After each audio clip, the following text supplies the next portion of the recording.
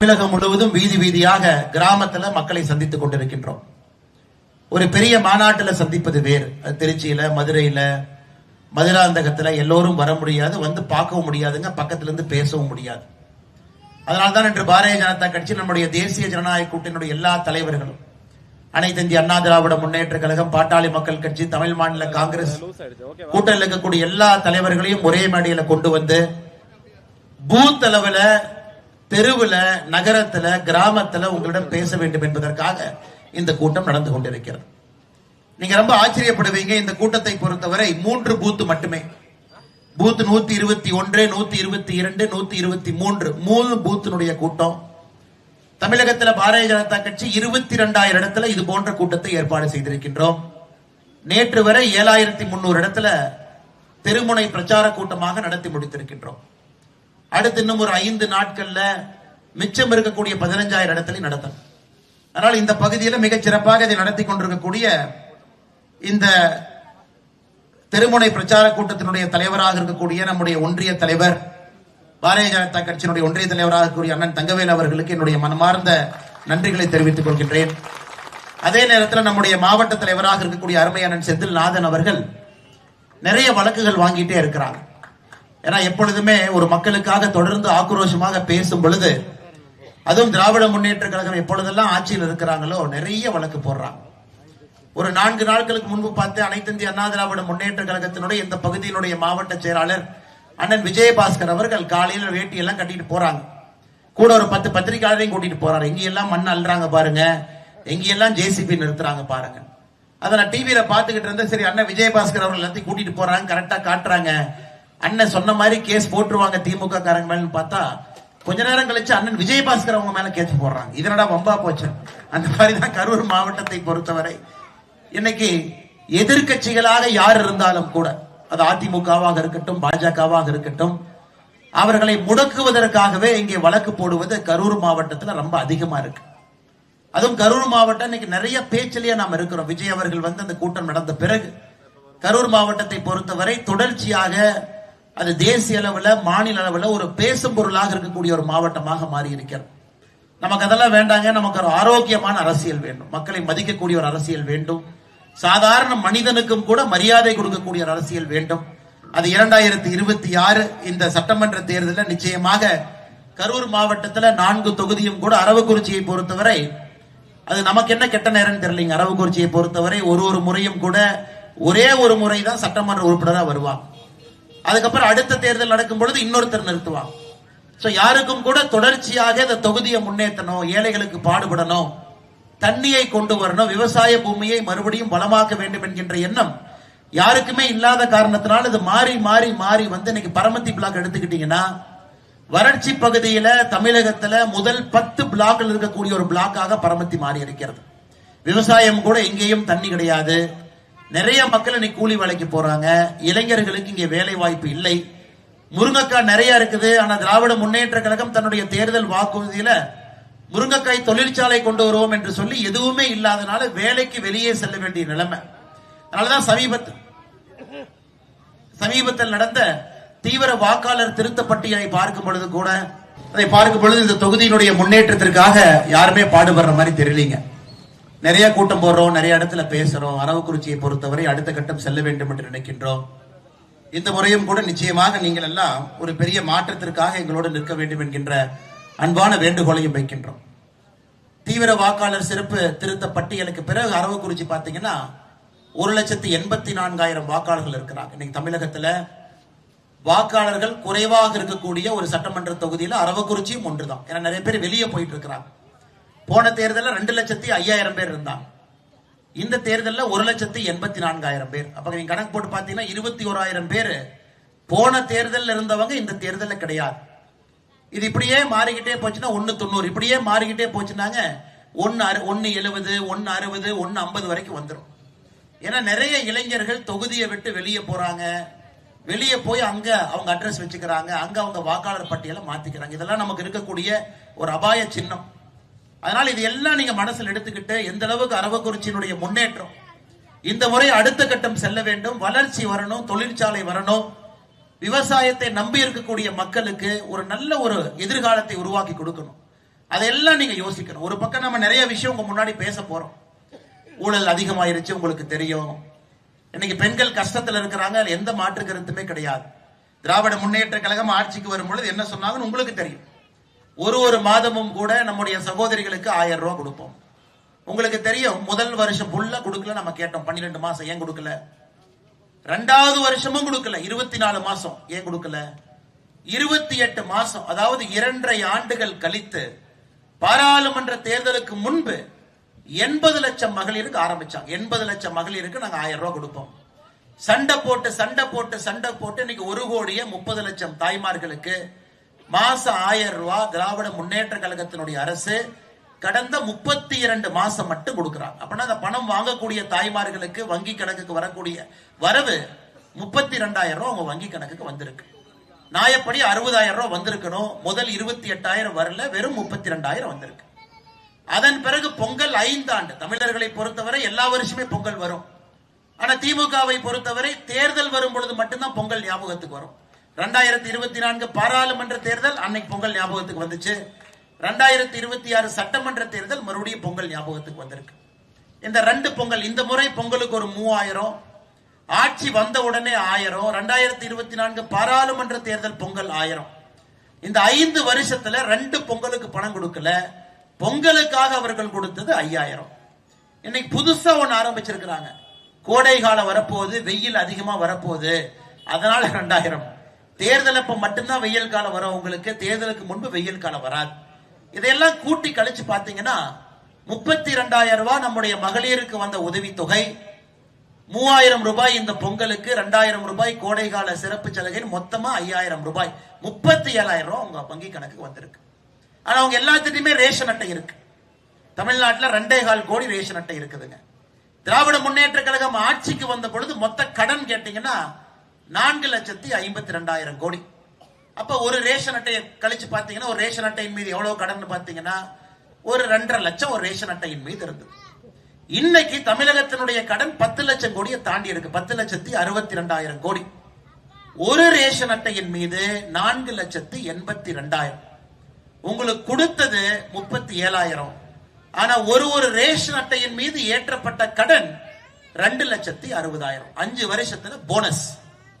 சும்மா இருந்த நம்மளைய கூப்பிட்டு நடுத்தரவுல இறக்கி விட்டுட்டு ஒரு தமிழன் மீதும் கடனை வாங்கி வாங்கி இன்னைக்கு ஒரு ரேஷன் அட்டையின் மீது இந்த 5 ஆண்டுகள்ல வாங்கி இருக்கக்கூடிய கடன் மட்டுமே 2,60,000. நீங்க நியாயமா பாருங்க. இதற்கு முன்பு தமிழகத்தில் எத்தனையோ முதலமைச்சர்கள் இருந்திருக்கிறாங்க. கர்ம வீரர் காமராஜர் ஐயா, புரட்சி தலைவர் டாக்டர் எம்ஜிஆர் ஐயா, நம்முடைய அம்மா ஜெயலலிதா அவர்கள், இன்னைக்கு அவர்களுடைய பிறந்த நாளும் கூட, நம்முடைய புரட்சி தலைவர் அம்மாவுடைய பிறந்த நாளும் கூட இன்னைக்கு பிப்ரவரி 24ஆம் தேதி.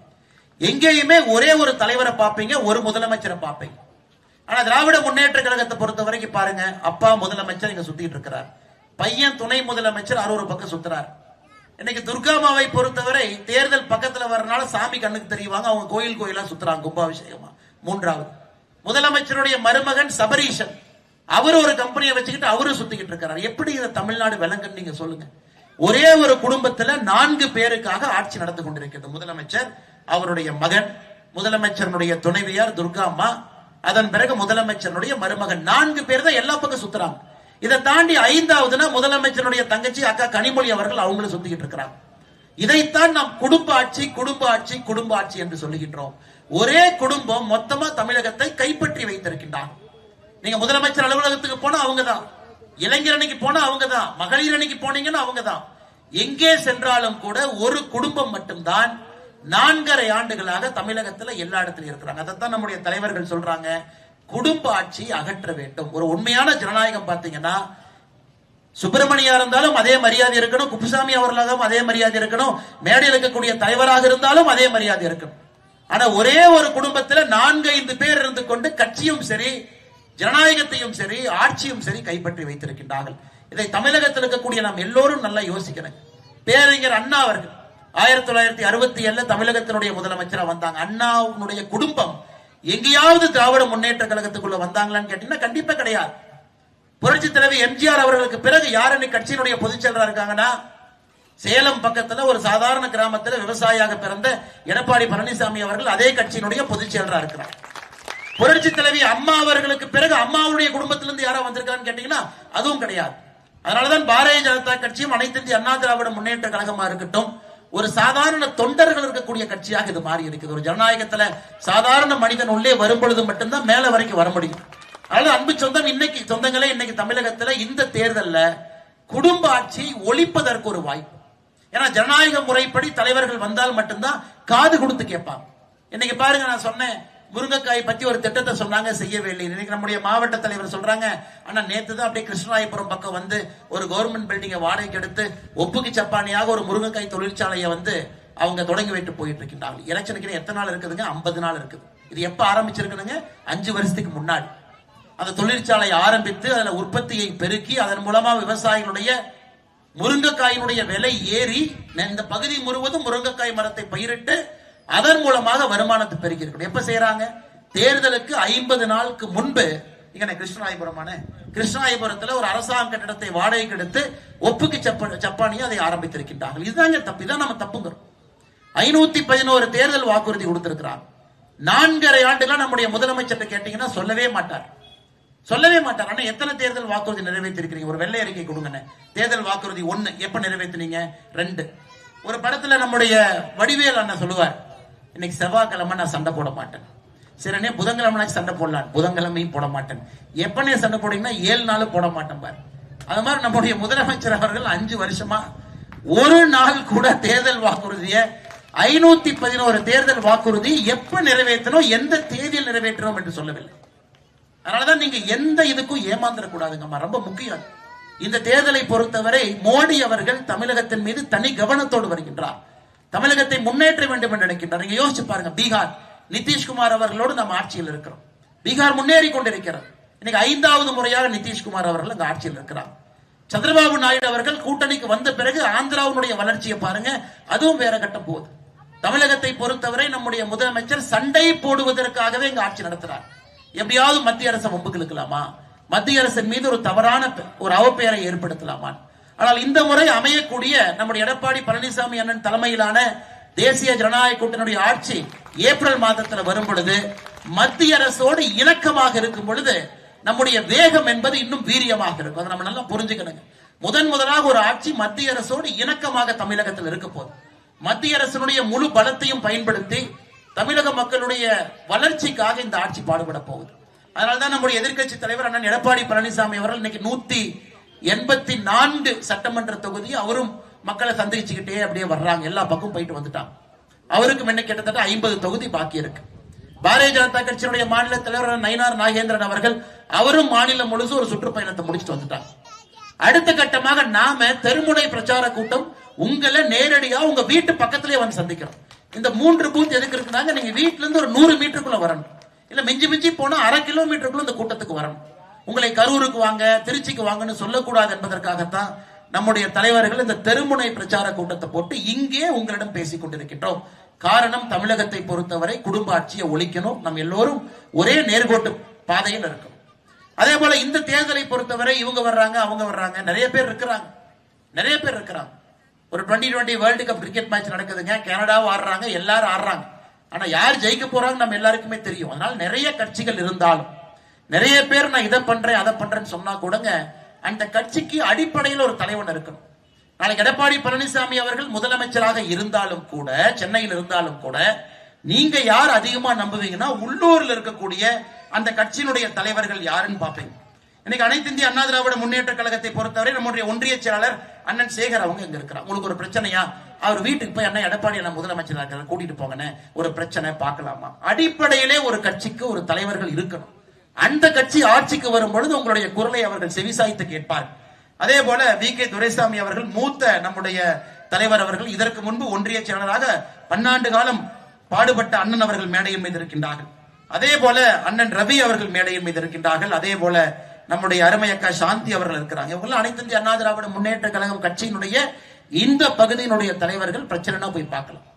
அதே போல பாரதிய ஜனதா கட்சியை பொறுத்தவரை ஏற்கனவே சொன்னது போல தங்கவேல் அண்ணன், நம்முடைய மாவட்ட தலைவர் அண்ணன் செந்தில்நாதன் அவர்கள், துணைத் தலைவர் சக்தி முருகன் அவர்கள், நம்முடைய திருநிலை பகுதியில மக்களுடைய அன்பை எல்லாம் பெற்றிருக்கக்கூடிய நீண்ட நெடுங்காலமாக மருத்துவராக இருக்கக்கூடிய டாக்டர் ரவிச்சந்திரன் அவர்கள் மேடையின் மீது இருக்கின்றார். அவர் இங்க வந்திருக்கிறார் பாருங்க. அதே போல இதற்கு முன்பு நம்முடைய இந்த தொகுதியினுடைய புரட்சி தலைவர் ஐயாவுடைய காலத்துல சட்டமன்ற உறுப்பினராக இருந்து நம்ம எல்லாம் வழிநடத்தி கொண்டிருக்கக்கூடிய ஐயா கந்தசாமி அவர்கள், முன்னாள் சட்டமன்ற உறுப்பினர்கள், ரொம்ப அமைதியா உட்கார்ந்து இருக்கிறாங்க. எம்ஜிஆர் ஐயா கிட்ட நேரடியாக சட்டமன்ற உறுப்பினராக இருந்தவர். ஒரு பிரச்சனையா இவங்களை போய் பார்க்கலாம். அதனாலதான் இந்த தேர்தலில் நீங்க பிங்கி பாங்கி எல்லாம் போடவே வேண்டாங்க. இவங்களுக்கு போடலாமா அவங்களுக்கு போடலாமா, நமக்கு திராவிட முன்னேற்ற கழகம் வேண்டாம் என்று முடிவு செய்து விட்டால் அடிப்படையில் உங்களுடைய பேச்சை கேட்கக்கூடிய தலைவர்கள் இருக்கக்கூடிய கூட்டணி தேசிய ஜனநாயக கூட்டணி. அதனால இந்த முறை நீங்க வாக்கு சிந்தாம சிதறாம நம்முடைய தேசிய ஜனநாயக கூட்டணிக்கு நீங்கள் வாக்களிக்கணும். ரெட்டலை நிக்குதா, அங்க ரெட்டலைக்கு நீங்க போடணும். தாமரை நிக்குதா, தாமரைக்கு ஒரு வாய்ப்பு கொடுக்கணும். காரணம் மத்திய அரசினுடைய பலம், பாரத பிரதமர் நரேந்திர மோடி அவர்களுடைய தனி கவனம் தமிழகத்தின் மீது. அதே போல 5 ஆண்டு காலம் எதிர்கட்சி தலைவராக இதற்கு முன்பு 2017 இருந்து 21 வரை தமிழகத்தினுடைய முதலமைச்சராக இருந்த அண்ணன் எடப்பாடி பழனிசாமி அவர்கள் மறுபடியும் முதலமைச்சராக ஒரு 5 ஆண்டு காலம் அவருக்கு ஒரு வாய்ப்பு. அதனாலதான் திரும்ப நான் உங்கள்கிட்ட சொல்றேங்கம்மா, நாம எதுக்கும் ஏமாந்துடக்கூடாது. இப்ப இந்த தேர்தல் நேரத்தில் எல்லாமே வருவாங்க. இன்னைக்கு மதுரை எய்ம்ஸ் நம்ம கட்டவே இல்லை அப்படின்னு மரியாதைக்குரிய உதயநிதி ஸ்டாலின் அவர்கள் ஒரு செங்கலை தூக்கிட்டு வருவாங்க.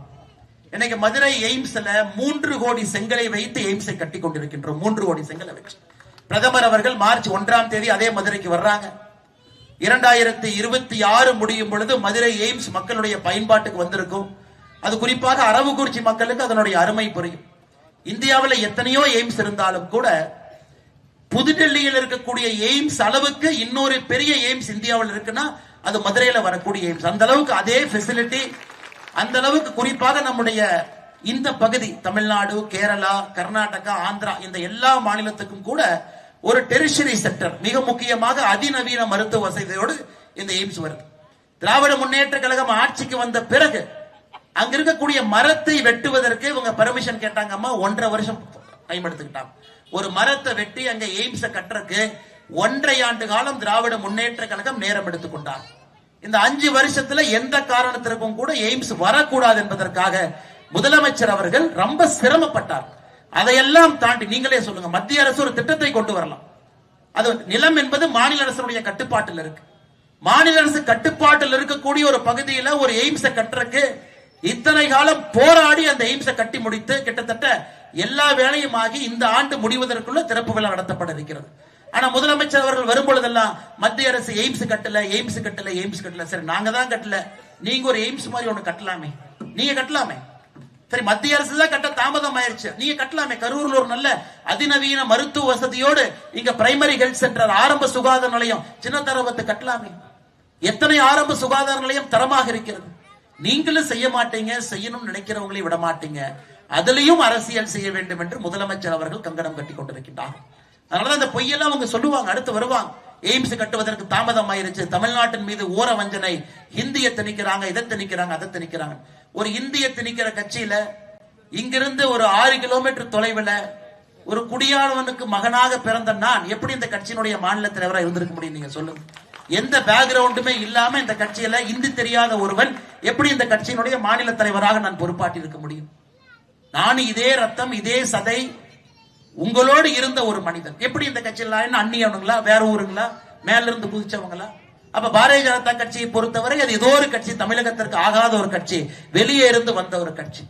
இந்த பொய்யை சொல்லியே இத்தனை காலம் இங்கே அரசியல் நடந்து கொண்டிருக்கிறது. அதெல்லாம் உடைப்பதற்கு இது ஒரு அற்புதமான வாய்ப்பு, நல்ல ஒரு தேர்தல். நீங்க எல்லாத்தையும் யோசிக்கணும். லஞ்சம் அதிகமாயிருச்சு நான் பேருக்காக சொல்லிங்க. தமிழ்நாட்டில் ஒரு டிஎன்பிஎஸ்சி கிராமப்புறத்தில் படிக்கக்கூடிய மாணவர்கள், நானும் ஒரு போட்டி பரீட்சை தேர்வு எழுதின காரணத்தினால சொல்றேங்க. ஒரு கிராமத்துல ஒரு குடியானவன் வீட்டிலிருந்து, ஒரு ஏழை தாய்மாரனுடைய வீட்டிலிருந்து, கூலி வேலை செய்யக்கூடிய வீட்டிலிருந்து ஒரு மனிதன் கல்வியால் மட்டும்தான் மேல வரணும். கல்வியால் எப்படி வர முடியுங்க? ஒரு போட்டி பயிற்சி தேர்வை எழுதி மேல வரலாம்.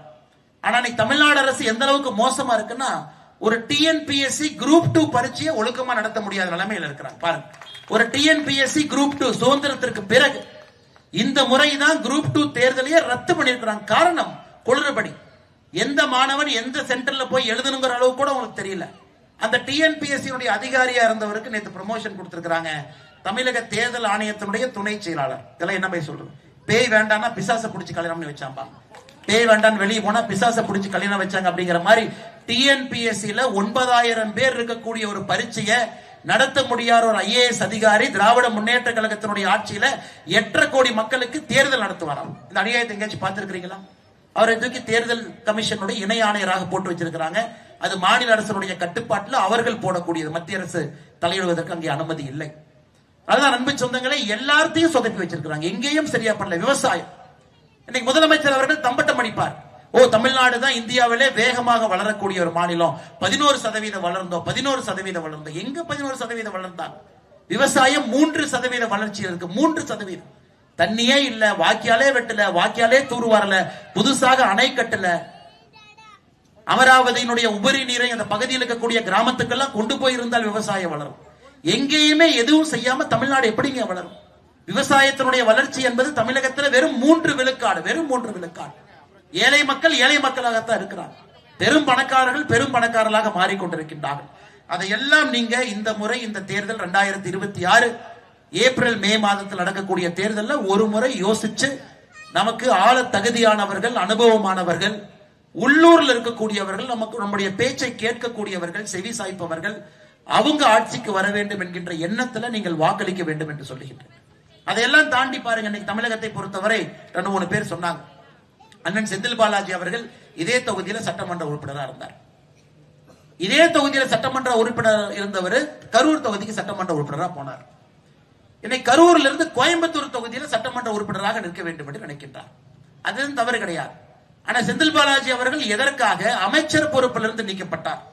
ஒருவேளை இன்னைக்கு திருவள்ளுவர் அவர்கள் இந்த கலிகாலத்துல நம்மோடு திருவள்ளுவர் ஐயா இருந்தாருன்னா என்ன சொல்லுவாருனாங்க, 10 ரூபாய் பாட்டிலுக்கு வாங்கினா புலால் சிறைக்கு செல்லுவது நிச்சயம் அவரே ஒரு குரல் எழுதுவார். அந்த அளவுக்கு இன்னைக்கு கரூர் மக்கள் அரசியல்ல பல இடத்துல நம்ம தலைகுனிந்து நிற்கின்றோம். பல இடத்துல நம்ம தலைகுனிந்து நிற்கின்றோம்னா, அரவக்குறிச்சி எலெக்ஷன் மாடல் ஒரு காலத்தில் ஆரம்பிச்சாங்க. கரூர்ல செந்தில் பாலாஜி முன்னாள் அமைச்சர்களுடைய அட்டூழியம், இதெல்லாம் கூட கரூர் அரசியல்லாவே நிறைய பேர் ஒதுங்கக்கூடிய நிலைமைக்கு கொண்டு வந்து நிறுத்தி இருக்கின்றார். எனக்கு அனைத்து இந்திய அண்ணா திராவிட முன்னேற்ற கழகத்தில் எத்தனையோ பேர் எனக்கு தெரியும். அவர்களை அடக்குவதற்காக அவங்க வீட்டுல கஞ்சா வைத்து காலையில ரைடு பண்ணி அனைத்து இந்திய அண்ணா திராவிட முன்னேற்ற கழகத்தினுடைய எத்தனையோ தலைவர்கள் கடந்த 5 ஆண்டுகள்ல கரூரிலே கைது செய்யப்பட்டிருக்கின்றார்கள். பாரதிய ஜனதா கட்சியினுடைய தலைவர்கள், தொண்டர்கள் எத்தனை பேர் கைது செய்யப்பட்டிருக்கின்றார்கள்? நீங்க பாருங்க, ஒரு மனுஷன் புலால் சிறைக்கு 300 நாட்களுக்கு மேலே இருந்து திரும்ப வந்து திரும்ப அதே வேலையை மறுபடியும் செஞ்சுட்டு இருக்கிறான். கோயம்புத்தூருக்குள்ள போனா கரூர் குரூப், சென்னைக்கு போனா கரூர் குரூப், ஒரு 20 பேரை வச்சுக்கிட்டு டாஸ்மார்க்ல வசூல் பண்றது. எங்கே சென்றாலும் கூட தலை நிமிர்ந்து நிற்க வேண்டிய நம்முடைய கரூர் மக்கள் இந்த கரூர் குரூப் என்கின்ற ஒற்றை பெயர்ல எங்க போனாலும் 10 பேர் வசூலுக்கு வச்சிருக்கிறாங்க. டாஸ்மார்க் பாட்டிலுக்கு வாங்கணும், மூடிக்கு வாங்கணும், டாஸ்மார்க் அட்டைக்கு வாங்கணும். எங்கே சென்றாலும் கூட கரூர் குரூப் என்று மொத்த கரூர் மாவட்டத்திற்கும் கூட ஒரு அவப்பெயரை கரூர் சட்டமன்ற தொகுதியினுடைய இன்னைக்கு இருக்கக்கூடிய MLA அவப்பெயரை ஏற்படுத்திட்டு இருக்கிறார். அதெல்லாம் நீங்க யோசிக்கணுங்க. அந்த அரசியல் மாறணுங்க. இது போன்ற அரசியல் தாக்கு பிடிக்காதுங்க. இந்த அரசியல் பண்ண முடியாது. இது போன்ற அரசியல் எத்தனை நாளைக்கு இதே போல ஒரு பண அரசியல் என்பது ஏழை மனிதனுக்கு எந்த விதத்தில் அது பயன்படும்? ஒரு தேர்தல் கரூரை பொறுத்தவரை 100 கோடி, 150 கோடி, 200 கோடி தேர்தலாக இருந்தால் எந்த அரசியல்வாதி ஒரு சாதாரண மனிதனுக்கு வேலை செய்வதற்காக இங்கிருந்து பாடுபட போறார்? அதையெல்லாம் இந்த முறை நீங்க யோசிச்சு மாத்தணும். கரூர்ல நல்ல அரசியல் வரணும். ஒரே ஒருவர் இந்த அரசியலை மிக கேவலமாக மோசமாக நடத்தி கொண்டிருக்கின்றார்கள். அது போன்ற அரசியல் நமக்கு வேண்டாம். ஏன் இதே முதலமைச்சர் ஐயா MK ஸ்டாலின் அவர்கள், இதே முதலமைச்சர் அவர்கள் எதிர்க்கட்சி தலைவராக இருக்கும் பொழுது இதே மண்ணு கரூருக்கு வர்றார். செந்தில் பாலாஜி ஊழல்வாதிங்கிறார். செந்தில் பாலாஜியினுடைய தம்பி அசோக் ஊழல்வாதிங்கிறார். இதே முதலமைச்சர் செந்தில் பாலாஜி கைது செய்யப்பட்ட பிறகு மகாத்மா காந்தியினுடைய வாரிசுங்கிறார். யோசிச்சு பாருங்க. இந்த அநியாயத்தை எங்கேயாச்சும் நீங்க பார்த்திருப்பீங்களா? இதே மண்ணில் வந்து பேசிய ஒரு முதலமைச்சர் அவர்கள் எதிர்கட்சி தலைவராக இன்னைக்கு இருந்தாங்க. இன்னைக்கு முதலமைச்சராக இருப்பவர் இன்னைக்கு மகாத்மா காந்தியினுடைய வாரிசு தான் அந்த செந்தில் பாலாஜின் பட்டம் சூட்டிக்கிட்டு இருக்கிறார். அதனால் நீங்கள் வாக்களிக்கும் பொழுது இதெல்லாம் யோசிக்கணும். நம்மை பொறுத்தவரை இணைந்து நிற்கின்றோம். இந்த முறை ஒரு மாற்றத்தை கொடுக்கணும். அரவக்குறிச்சி, கரூர், கிருஷ்ணராயபுரம், குளித்தலை 4 சட்டமன்ற தொகுதியிலும் கூட பணி செய்யக்கூடிய சட்டமன்ற உறுப்பினர்கள் இங்கிருந்து பார்க்கணும், இங்கிருந்து வேலை செய்யணும். அதே நேரத்தில் எனக்கும் பெரிய ஆசை இங்கிருந்து உள்ளூர்ல இருக்கணும், கிராமத்தில் இருக்கணும். பாரதிய ஜனதா கட்சியை பொறுத்தவரை மாநில தலைவர் பொறுப்பு சென்னைக்கு போகணும், தேசிய பொறுப்பு டெல்லிக்கு போகணும், இங்க போகணும், அங்க போகணும், எல்லா இடத்துக்கு போகணும். உள்ளூர்ல இருந்து அரசியல் செய்ய வேண்டும் என்று ஒரு வேலையை விட்டு வந்த நானும் இங்க எல்லா பக்கம் சுத்திக்கிட்டு இருக்கிறேன். அதனால்தான் இந்த முறை பொறுத்தவரை நம்முடைய செந்தில்நாதன் அவர்கள் சொன்னார், உள்ளூர்ல இங்கே தங்கி உங்களோடாக இருந்து பணி செய்து ஒரு பிரச்சனையாக முடிக்கக்கூடிய வேட்பாளர், அது ரெட்டலையாக இருக்கட்டும் தாமரையாக இருக்கட்டும், 5 ஆண்டு காலம் நாங்க உயிர் மூச்சை கொடுத்து அவர்களோடு நின்று இந்த தொகுதியினுடைய தலையெழுத்தை மாற்றி காட்டுகிறோம். எங்களுக்கு தேவை வேலை செய்யறதுக்கு ஒருத்தர் வேணுங்கம்மா, ஒரே ஒருத்தர் நீங்க கொடுங்க. அந்த டெல்லி பிரச்சனையை நாங்க முடிக்கிறோம், சென்னை பிரச்சனை நாங்க முடிக்கிறோம். இந்த பகுதியில அது ரெட்டலை எம்எல்ஏவாக இருக்கட்டும் தாமரை எம்எல்ஏவாக இருக்கட்டும், ஒரு மனிதர் இந்த பகுதியில பணி செய்யக்கூடிய ஒரு மனிதர், பொறுப்பு பின்னாடி இருந்து அவர் கை கோர்த்து அந்த வேலையை செய்து அரவக்குறிச்சியினுடைய அடிப்படை முன்னேற்றத்துக்கு நாங்க நிற்போம். எந்த மாற்று கருத்தும் வேண்டாம்.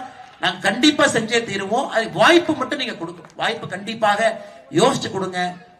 1,90,000 பேர் நம்ம தலைவர் நான் சொன்னது ஒரு சின்ன திருத்தத்தை சொன்னார். 184 190 25 190. நம்ம ஊர்ல வெளியே யாரும் போக கூடாதுங்க. இளைஞர்களை தக்க வைக்கணும், உள்ளூருக்குள்ள தக்க வைக்கணும். எப்படி தக்க வைக்கிறதுங்க? வேலை வாய்ப்பு உருவாக்கி கொடுத்தால் மட்டும்தான் உள்ளூர்ல தக்க வைக்க முடியும். அதனால் நிச்சயமாக இந்த முறை நீங்க தேசிய ஜனநாயக கூட்டணிக்கு நீங்கள் வாக்களித்து அண்ணன் எடப்பாடி பழனிசாமி அவர்களை முதலமைச்சராக அவர் ஆக்கி 234 தொகுதியிலும் கூட ஒரு பெரிய மாற்றத்திற்கு நீங்கள் அடிபோடணும். மிக பொறுமையாக இந்த தெருமுனை பிரச்சார கூட்டத்திற்கு 3 பூத் அளவில் ஏற்பாடு செய்யப்பட்ட சின்ன கூட்டம் என்று சொன்னால் பெரிய மனதோடு நாங்க வரணும். எங்களுக்கு மாநாடு தேவையில்லை. உள்ளூர் பிரச்சனையை எங்க வீட்டு பக்கத்துல வந்து கேட்கணும். பெரிய ஒரு ஆரவாரத்தோடு வந்திருக்கக்கூடிய எல்லா நம்முடைய அன்பு சகோதரருடைய பாதத்தை தொட்டு வணங்கி நன்றியை தெரிவித்துக் கொண்டு, அதே நேரத்தில் புரட்சி தலைவி அம்மா அவர்களுடைய பிறந்த நாள், அற்புதமான ஒரு தலைவி. அவங்க இருந்த பொழுது சட்டம் ஒழுங்கு எப்படி இருந்ததுன்னு பாருங்க. எப்படி இருந்தது அவருடைய காலத்துல சட்டம் ஒழுங்கை பொறுத்தவரை எப்படி நம்முடைய புரட்சி தலைவி வைத்திருந்தார்கள். அதே போன்ற ஒரு வாய்ப்பு அடுத்து வரக்கூடிய ஆட்சிக்கு நீங்க கொடுங்க. சட்டம் ஒழுங்கு அதல பாதாளத்தில் இருக்கு. அதை பத்தி நான் பேசவே விரும்பலைங்க. அந்த அளவுக்கு மோசமா இருக்கு. தமிழகத்தில் இதுவரை நடைபெறாத குற்றங்கள் எல்லாம் அந்த 5 ஆண்டுகள் நடந்திருக்குது. காது கேட்க முடியாத பேச முடியாத குற்றங்கள் எல்லாம் நாம் பார்க்கின்றோம். அதற்கெல்லாம் ஒரு முற்றுப்புள்ளி வைப்பதற்கு இந்த தேர்தலை பயன்படுத்துவோம். அதே நேரத்தில் மேடையின் மீது இருக்கக்கூடிய எல்லா அன்பு தலைவர்களுக்கும் என்னுடைய நெஞ்சார்ந்த வாழ்த்துக்களை தெரிவித்துக் கொள்கின்றேன். நான் பெயர் ஆரம்பத்தில் குறிப்பிடாத அன்பு தலைவர்கள் இருக்கிறாங்க. கே மகுடபதி அண்ணன், ஐயா கு வடிவேல் அவர்கள், சாமிமுத்து அவர்கள், அக்கா புனிதா அவர்கள், அனைத்து இந்திய அண்ணா திராவிட முன்னேற்ற கழகத்திலிருந்து ரவிச்சந்திரன் அவர்கள், நம்முடைய கிளை தலைவர் ஆற்றல் மிகுந்த ராஜேந்திரன் அவர்கள், சக்தி கேந்திரத்தினுடைய பொறுப்பாளர் மிகச் சிறப்பாக இந்த கூட்டத்தை நடத்தி கொண்டிருக்கக்கூடிய ஈஸ்வரமூர்த்தி அவர்கள், மாவட்ட விவசாய அணியினுடைய தலைவர் அருமை சகோதரர் கார்த்தி அவர்கள், அருமை சகோதரர் பிரபு அவர்கள், இதற்கு முன்பு இதே தொகுதியில் நம்முடைய சட்டமன்ற வேட்பாளராக போட்டியிட்ட அருமை சகோதரர் பிரபு அவங்க இருக்கிறாங்க. பழனியிலிருந்து திண்டுக்கல் மாவட்டத்தினுடைய முன்னாள் மாவட்ட தலைவராக இருக்கக்கூடிய அண்ணன் பழனி கனகராஜ் அவர்கள் சிறப்பு விருந்தினராக இந்த மாவட்டத்துக்கு வந்திருக்கிறாங்க, நிகழ்ச்சிக்கு வந்திருக்கிறாங்க. அவர்களுக்கும் அனைத்து இந்திய அண்ணா திராவிட முன்னேற்ற கழகத்தினுடைய தொண்டர்கள் வந்திருக்கிறீங்க, பாரதிய ஜனதா கட்சியினுடைய தொண்டர்கள், எல்லா கூட்டணி கட்சியினுடைய அன்பு தொண்டர்கள், மிக முக்கியமாக தாய்மார்கள் பொறுமையா வீட்டுக்கு போகாம வேலை இருந்தாலும் கூட ஒத்தி வைத்து விட்டு அமர்ந்திருக்கின்றீர்கள். உங்களுக்கும் நன்றி தெரிவித்து என்னுடைய உரையை முடித்துக் கொள்கின்றேன். நன்றி, வணக்கம். பாரத் மாதா கி.